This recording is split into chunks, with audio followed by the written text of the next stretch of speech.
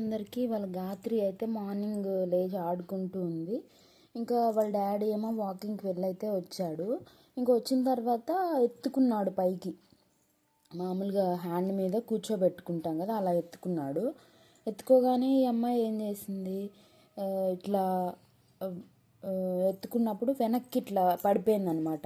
అంటే ఈ ఈ బ్యాక్ ఇక్కడ వరకు వచ్చేసి ఇట్లా ఇట్లా ఎల్ షేప్ లాగా ఇట్లా ఇట్లా పడిపోయింది. ఇంకైతే మాకైతే అసలు ఎంత భయం వేసిందంటే ఇంక మేము అసలు మాటల్లో చెప్పలేక అసలు మాకు ఇంక ఏడుపు వచ్చేసింది. ఆ టైంకి ఏం చేయాలో అర్థం కాలేదు.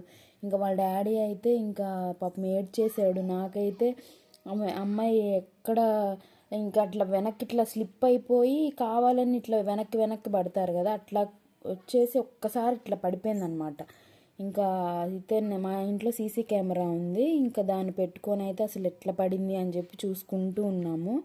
ఇంకా అట్లా బెండ్ అయ్యి ఇంకా చాలాసేపు ఏడ్చింది పాపము. ఇంకా చూడాలి ఇంకా ఎట్లుంటుందో.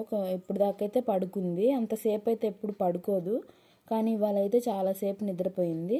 ఇంకా డల్గా ఉందో లేదంటే యాక్టివ్గా ఉందో చూడాలి. ఇంకా ప్రస్తుతానికైతే యాక్టివ్గానే ఉంది. ఇంకా ఇట్లా అసలు ఎంత అంటే అదే నేను గూగుల్లో చూసిన దాన్ని ఏం చూశానంటే వాళ్ళకి కోపం వచ్చినప్పుడు కానీ బాగా ఆకలి వేసినప్పుడు కానీ అట్లాగా వాళ్ళ ఎమోషన్స్ని చూపించడానికి అట్లా అట్లా చేస్తారు అని అయితే ఉంది.